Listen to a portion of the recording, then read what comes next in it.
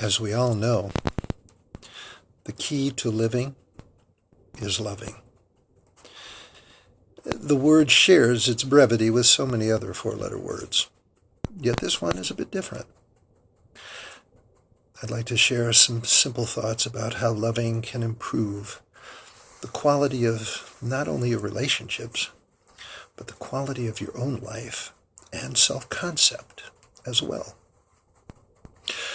Most of us tend to think of love as a state of mind, an idealized concept, a word, often defined by the way we feel about another human being.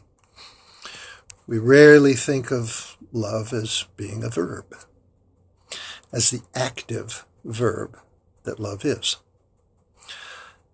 Love is a construct, an idealized construct. But loving is an act of doing. Anyone can simply say, "I love you," or can demonstrate love by tossing that word about freely and say, "See, I therefore love."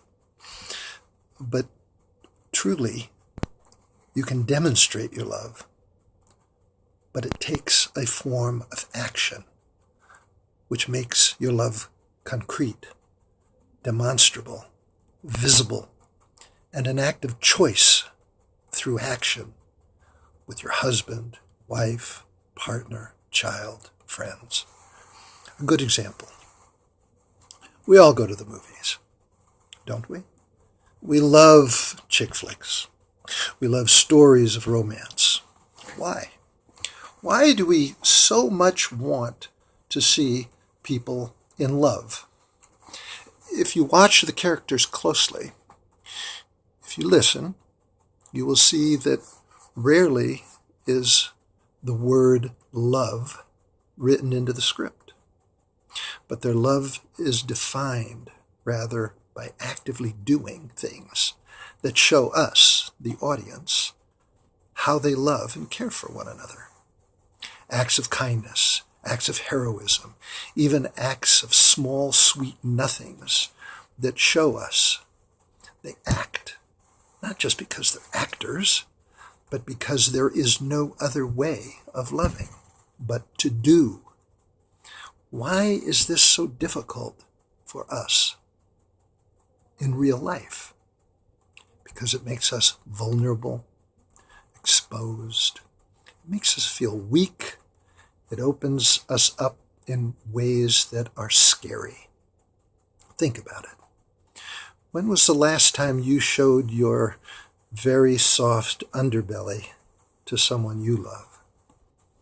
Wouldn't it be wonderful to have an absolute guarantee that if you did, you would have 110% assurance that you would not be laughed at or thought to be silly or foolish, no matter how you express your act of loving? We don't have those guarantees. And no matter how you express your act of loving, there is no surety that you will not be exposed or ridiculed or made fun of.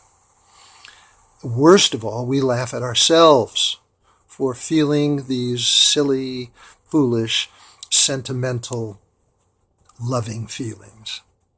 And so many of us have been taught to feel this way since we were very, very young. Well, we all know what it feels like to be rejected or hurt, and how desperately we wanted and want to just be accepted for who we are, the way we are, and for what we can give in the way of loving, no matter how big or small. And all too often our fears of being ridiculed, even by our own selves, outweigh our ability to perform loving acts. Regardless of how fearful you may be, think about something you can do, not today, not tomorrow, but consistently every day, in showing how you love someone in your life. And realize that no matter how it is received or not, regardless of who that may be, whether they are or are not prepared to accept your love, Loving is an act of bravery. It's an act of courage. Loving is an act that makes you more complete. Loving is both selfless and selfish at the very same time. It is ultimately not just a gift to others. It is also a gift to yourself. Think about it.